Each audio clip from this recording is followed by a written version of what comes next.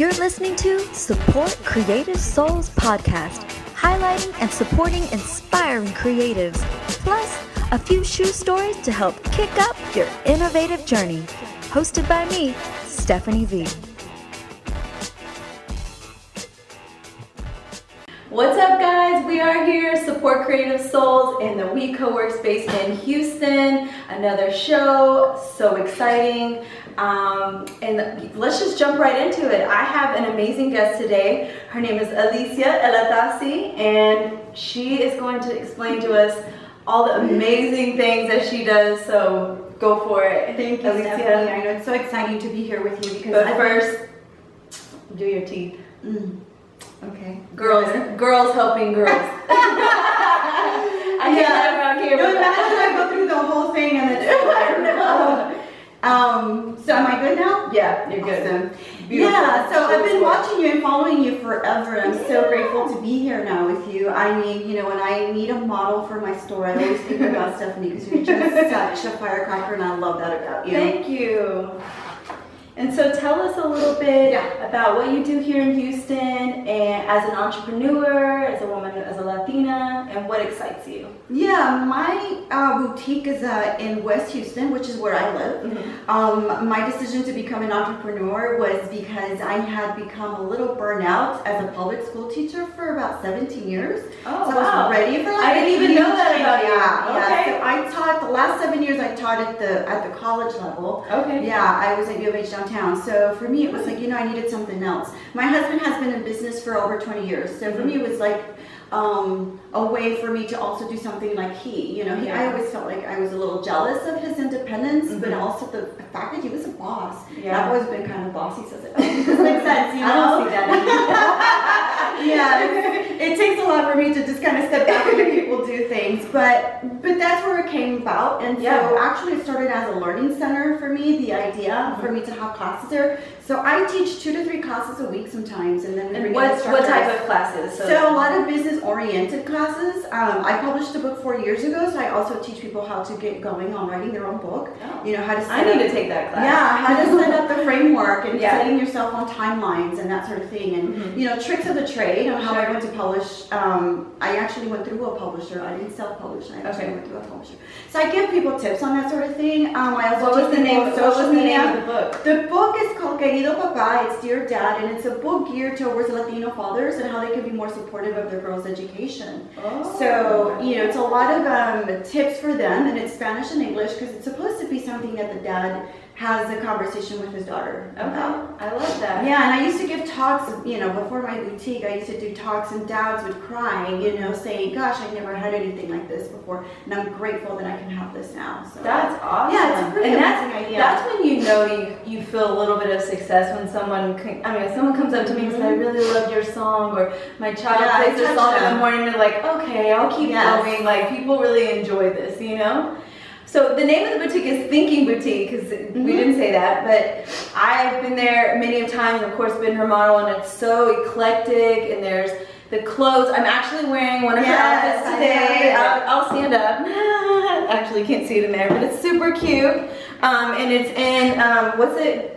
Part of Houston? I don't know. It's West Houston, Energy Corridor area. Energy Corridor, okay. Yeah. So where did you get this entrepreneurial spirit from? Like, really, actually, have you always had I didn't it? grow up with it, actually. My parents didn't have that. I really started to learn more about it through my husband, actually. Because I've always admired him and the way he handles his business and the way he does things. And he was always very intentional. He would, you know, even when he was making money, he was still looking for accounts. You know, he was still doing things to be pushing himself. So I said, you know, I think this is something I can do too. You know, we kind of both have the same personalities and we talk a lot about those sorts of things. So for me, that's sort of where my idea started coming from, and I learned a lot from him. But I also took a lot of classes before. I went to business classes at the SBCA. I went to Houston Community College business classes. I do continuing studies at Rice, just so that I could give myself, you know. And I think that's key. Some skill sets for a lot of entrepreneurs, because I know for myself, I'm always like, well, I know it all. I'm an entrepreneur and I know how to do this. go. But what I'm sitting and realizing is like, you know, I could take a class for production because I'm learning to set up this podcast, and I'm like, oh gosh, you know, I don't know the tech part, I don't know the lighting part. So, you know, to keep continuing in your education so that you can become better and better. And I say that in one of my Follow My Feet tips is perfecting your craft, and whatever that craft may be, your business or fashion or, you know, writing a book, really know the points so that you can be, as a student or as an entrepreneur, the very best at what you're doing. We're always learning, and I think the moment you decide that you don't need to learn anymore is the minute you stop growing. Right. So for me, having the store was like having classes so that women could come and get professional growth and personal growth. Yeah. Because we do classes on all sorts of things. We have a manifestation class tomorrow. I mean, we have a nutrition class coming up. So for me, it was really about, you know, also bringing in small business owners who wanted to showcase like jewelry, clothing designs, that sort of thing. So I feel like people are looking for these type of locations because a lot of us, like I know for the salsa, it's hard for me sometimes to get into a grocery store, or you know, people already think that you have to go here in order to sell your product, when really there's outlets for your product, you know, if you're a small business, to really grow. Right. And I think that's one of the keys for us to be able to stay afloat in an economy that's a little bit like, you know, it fluctuates. Right. We're not really sure where it's going. It's for us to have an open mind that nowadays you don't have to go straight to a grocery store. I could order your salsa, you know, online, or I could ask you. I think creating a personal relationship with your customers is also so important. Like, you can't call Macy's and say, hey, I really like that almond dress. Can you have it on hold for me? Right. Like, it's really kind of difficult because it's like a corporate. And like me, you could just call you. Yeah, and a lot of people, my aunt was, my Tia was asking me the other day, you know, like she wanted to start her own fashion brand, and you know, she wants to make it big, and I was like, big retail like that is not where people are going anymore. People want convenience. People want to see it. People want to see it on different people, you know, on other people that have the same body types, and they want to come in or they want to order it and send it back really quick. It's all about convenience. It is all about going to the mall and shopping for 2 hours is, to me, it's extremely stressful. Yeah, I dread that. I went to Memorial Mall the other day just to go to Macy's because we got a gift certificate for the wedding, and I got back in the car and I called my husband. I was like, I'm never going to Macy's again. Yeah. Like, if it isn't online or on Amazon, forget about it. And that's so, like, you know, just. Well, you're a busy woman, so that's who I cater to for my boutique. I cater to the busy woman, a lot of moms on the go that have side hustles, that are looking for something fast, convenient, and super cute and fashionable, and that they can wear multiple times. Like, I will suggest different ways for them to style. You know, there's a lot of great things that I think a lot of people are missing out when they don't shop small. You really are getting not only the clothes, but you're getting the customer service, the relationship with that person. I mean, how did you and I create a relationship together? It was just something, through branding, and hey, I'm gonna come over, I'm doing a photo shoot, can I use some of your stuff? Exactly. It's like, you saw me on Instagram, you saw what I was doing, you're like, I like what she's got, let me go give her a shot. And I appreciate that, because Stephanie, to me, what that says is that you actually walk the talk. You actually say, hey, I'm supporting local, I'm supporting women owners, I'm gonna go look for someone that I can support. Yeah, definitely. And I think so you talked a lot about like your supportive tribe. I have it written. My tribe, yeah. Your tribe. And, you know, just recently getting married, and that's like one of the things that I love about my husband is that I can be doing 500 million things. Like I told him this morning, he's going to play golf, and I'm like, I'm going to do the podcast. And he's like, okay, what time will you be done? And it's not like, oh, really? You're doing that? You know? Yeah. So, and that you feed off, like it's a challenge, you feed off of, you know, what your husband, do you want to be just as successful? I do. And, you know. He's my role model in terms of my business. That's awesome. Because a lot of women can't really say that about their husband. It's almost like a competition in a way. You know what? And this guy, the minute he met me, he said to me from the beginning, whatever you need in order for you to reach whatever you want to reach, count on me. Woo! And he has never, Keeper. in 20 years, he has never like let me down in that component. Because he's like, what else do you need? When I was writing my book, he's like, what else do you need so you can finish your book? Because I need a new laptop and I want that. And he was like, let's get you that. And I need some new shoes and and I need a new wardrobe. You know what? But he's also the kind of person that does that. So my tribe is just as important for the growth. I don't think any of us get anywhere by ourselves. Right? There's always a community of people that are pushing you. Even through the tough moments, you're always counting on someone to lift you up and to keep you motivated. Because even when you are successful and you're reaching certain success, there's going to be moments that are like you're downers. And you're like, oh my gosh, nobody has walked into my store in days. No. I'm suffocating, I'm so upset, you know? But you have to count on someone, your tribe, that's going to lift you and say, hey, push through. It's going to be better. It's going to be fun. Tomorrow's another day. Exactly. And also, what I've learned to tell myself, nobody else cares but you. Like, you're the only person stressing out today. So let's move on to the next day. Thank you. You know, it's another foot. It doesn't mean you failed. It just means today was not a great day. Okay, I can live with that now. You know what I mean? I can breathe with that and realize as an entrepreneur, that's the only way to handle it. Because unless you're like, you know, you're on your last dollar and stuff, I realize that things could be a bit more stressful. But, you know, take a step back.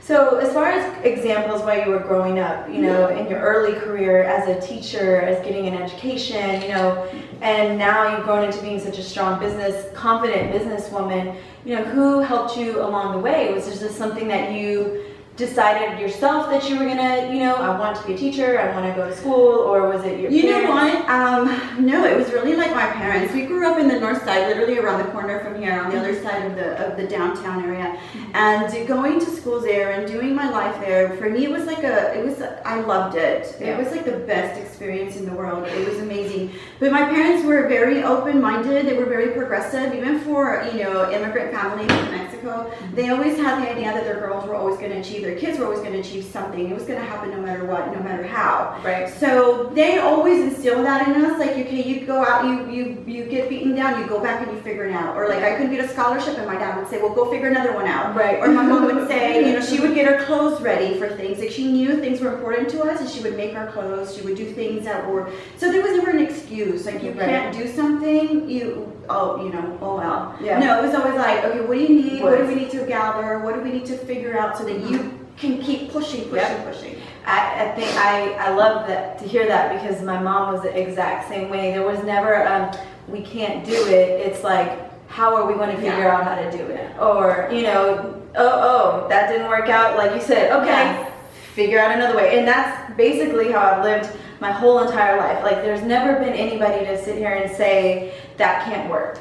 Because I will sit there and create a way and to make it work. Resourcefulness. And it's just, and that's what it teaches you. We get that from our families, right? Yeah. And I feel like you have a very tight-knit family as well. I think I've met a few of your family members. I do, And that's such a beautiful thing. And I think if we can build on those things and those relationships. Yeah. And that's kind of part of what, like, my mentorship program and Follow My Feet is to tell a lot of, you know, Hispanic kids, Latinos, that those parents aren't giving them those options, where if you can't go to college, you know, go get a job. And to me, it's really important to teach them that. Like, no, figure it out. Like, if this is what you want to do, figure it out. So I love that. I love that concept.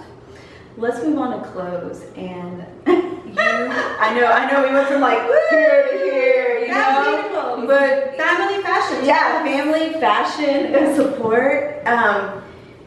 Your clothes are so cute. How do you pick out your clothes, you know, as far as buying, you know, help women like building their do you think of women and like, a woman's gonna look good in this, and it's building confidence? So I listen to a lot of what my customers say. They want easy, practical. So I always do jumpsuits. They're always easy and fast. You wore one of my favorite jumpsuits, and those pictures have gotten so much amazing feedback. Because, oh my gosh, you look so powerful and amazing in that jumpsuit. And the way we styled you and the photography, it really made a difference. But people always ask me, where do you find your models for your Instagram? Those are my customers. All of what I'm doing for them is giving them something that they can wear that flatters them and makes them feel good. Once they feel good, the inside starts to feel good, it comes out, right? Even like if you're not putting a lot of makeup or hair or photography, when you feel so good and you're walking around with your killer little outfit, your shoes, you're like feeling like you can conquer the world, right? So for me, the fashion is really about, how do I empower you? How do I make you feel confident? And also something that's going to be easy and fast and ready to go. You're not going to, it's not complicated fashion. Yeah, and that's something that you've kind of gotten into, because at first you said it's like it was the boutique, and then you said, okay, we're going to do classes, and then we're going to do this, and then now it's like completely changed, in which is. But I think like the base is still there. It's like building women, building confident women and making them feel good about themselves. And I think like now you're styling women, and I think that Miss Independent, she's doing a photo shoot with win a photo shoot with you guys, and I just see you working, and I'm just like, this is awesome. The one thing that I loved was the feminine, the all ladies, where you did be a strong futurist female photo shoot. That was super cool. Just the idea. Yeah, and for me, the models, again, even Erin, are customers. Yeah. They're not people that I seek out and say, oh, I need to have this certain vision. No, these are women that come to my store already, and I say, hey, it brings diversity. I had a South Asian lady, I had an older white lady, I had everything, because for me it's important that the people who see me know that I'm reaching out to everyone, and I have all sizes. Yeah. Because honestly, a woman wants to feel good no matter size, no matter color, no matter anything. She wants to feel amazing, and she deserves it. Why not? That's awesome. If you haven't visited the boutique yet, you definitely need to go. But also, you can order online, which is amazing. We have an online store. And just check out some of her pictures too, because they are extremely empowering for those women who don't think they can wear this, or can't get into that, or that color's not great. There's so many different women of color and sizes on her site that you can really be like, oh, well, if she's wearing it, I'm jumping into that. Yeah. I mean, even me, like, oh, well, I might be able to pull off this little black jumper, because I'm not really. I have short, stubby legs, so I don't know. But it ended up looking beautiful. Yeah, I loved it. So what has been your biggest challenge so far? For me, it's just promoting myself. Yeah. I'm not a big self-promoter. It's hard on me to tell people what I do and how good I am at stuff. Yeah. Like, I feel like I'm bragging. Like, I feel like I'm like, and that's a lot of you are. Yeah, a lot of women suffer from that. I shouldn't say suffer, but a lot of women feel that way. Even me, like, if I go into a room and it's a meeting about me, like, but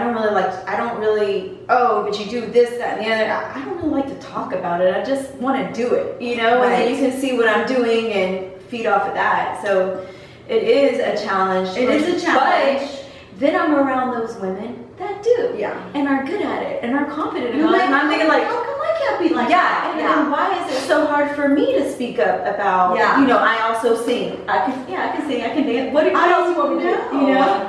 But I think promoting yourself is difficult. For me, promoting my store and letting people know about it, I think that's the hardest. The marketing part of a business, to me, is the biggest challenge I think I ever had. Yeah, I struggle with that with the salsa, and it's everything. And it's delicious, by the way. Yeah. Remember, I bought some at Christmas time. It was gone like in 2 days. Oh, really? Just got it. And you got some chips and you just got it. And I'm like, this also. But you can also hire someone to promote you and really help you. And I've done that. I've gotten someone to work on my team. Find a team that's going to help you and bring you out there and really showcase what you got. Yeah, I think that's the next step, and that's where I'm kind of heading. Because I know we talked about that. Like, you're looking for maybe some PR or something like that, just to kind of get you some opportunities that aren't just falling into your plate that you deserve. Yeah, because I realized, I thought back a few years ago, I can do that. No, you can't. You can't. There's a special skill set for people who do PR and marketing. Yeah. And I'm like, no, I think I can learn it. No, you can't, girlfriend. Yeah. And stop trying to be everything. Trying to do everything. And stop trying to do everything. You've got multiple things already. Find somebody who can do that and are good at it. Yeah, I had my friend Africa. She was a guest on the show too, and she just finished writing a book and was going on our tour. She's with this and that and the other, and trying to learn. And I was like, well, she's like, yeah, I had to hire an assistant. And I was like, thank God. I was like, because you're gonna really run yourself into the dirt. I was like, you're doing it all. Like, don't get me wrong. Like, but you're really gonna run yourself. I'm glad. I'm happy that seeking help isn't a bad thing. It isn't. It isn't. But on the other side, let me just say this: I found people who wanted to do the job that just couldn't handle it. It's just too much. Sure. No. So it's great for them to want to, but they can't deal deal with this? That's an issue too, and it's a trial and error. It also is communication, things like that kind of work out for you. But once you found like a person, you kind of work with them, and they're also building as well. And so it's a team building exercise for yourself to kind of let go a little bit of your baby. It's your baby. You let go a little bit. And I'm very possessive. Exactly. I'm a Leo. No so way. A Leo and Latina. I tell my husband, I have no idea how you managed to stay with me because I'm just too much. So, okay, this is Follow My Feet. Yes. And we talk about a pair of shoes that is your go-to shoe. I'll show you guys my shoe today. Actually, I have a dress on so you can't see, but these are Pucci. I've had these pretty. From a first photo shoot that I did in New York City. I was gifted these Pucci shoes, and I've had them since then. That was probably like in 07, 08.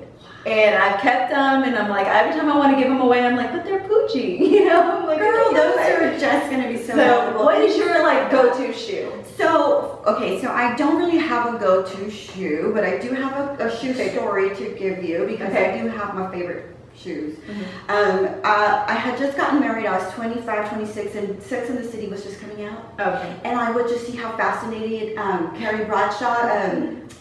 Carrie, the character, was with her Manolos, and I would say, oh my God, when I get money and I'm older, I'm going to get myself a first pair of Manolos. So time went by, 30, 35, 36. I came to 40 years old, and I'm like, you know what? Why have I not gotten my shoes? My husband took me to Vegas for my birthday. We walked past the Manolo shoe store, and I said to my husband, I said, hey, this shoe's my birthday gift, because I said to myself, one day I was going to give myself my own pair of Manolos, and I was going to walk around like Carrie Bradshaw, strutting herself in the street with her shoes. So these are my pair. These are my shoes. She brought her Manolos. I brought them. And they're used. I love them. Show them up. I'm 44 and I use them all the time, so 4 years of a lot of using. And every time I go out, my husband's like, those shoes are expensive. You better go put them on. Right. Like a Mexican thing or whatever, but like we save our shoes for like in case the president comes, and I'm gonna break them out, and he's always and like, I had that mentality, and he was like, "Girl, those are expensive. You better go use them." Yeah, and he's always like, "You can get another pair. This isn't your last." And I was like, I don't want to mess them up, and I just want to wear them on special occasions. So I kind of try to get out of that mentality of like, wear what you got, because you can always get something else, or if not, then just you got those little shoes. I know, but you grow up with such a mentality of like you go for the bargains. Oh yeah, bargains. Like never pay full price, that sort of thing. But I was like, it's a gift for me. I feel like I deserve it now. Good for you. 40. So. Yeah, I'm gonna have to tell my husband that too. I'm on some Manolos. I looked for those for my wedding, and then I finally went with a different, I think a Jimmy Choo or something like that. But I was like, he's like, why does it? No one's gonna see your shoe, and I was just like, I don't care. I can't be going down with some Walmart shoes. I was like, I need like a nice shoe. Exactly. So anyway, so this is what we ask everybody. We'd love to have you as a mentor for our Follow My Feet program. So the final question is, what would you tell a young creative who is currently where you were 5 years ago? If you need me to repeat it, I can. No, yeah. A young creative, I think one thing that I would definitely say is to not try to do too much too quickly, and to take your time, and if people offer help, take it. Awesome. Yeah. But also realize that it's going to be really hard work. Yeah. And have that mentality that if you're going to do it, you better get in it and be about it and be running. Like my friend Ariana says, be about it. And I love that. And I always remember what she says. If you're going to do it, do it. Anyway, that's it, guys. Thank you, Alicia, so much for joining us on Support Creative Souls. It was so awesome to have you. And guys, again, check her out at Thinking Boutique. At Thinking Boutique. At thinking_boutique on Instagram, www.tbbyalicia.com. That's my website and my online store. Yeah, but you can find me everywhere. I'm on all social media, LinkedIn, Pinterest, all of them. Go check out her boutique, go online. And I want to say thank you to our sponsors, Comida Caliente Salsa and Fragrances of Wine. Thanks again for joining us today. We'll see you soon. Besos. Thank you. That's all for Support Creative Souls podcast. I hope you enjoyed. Stay tuned for next time and make sure and follow us on social media at Support Creative Souls.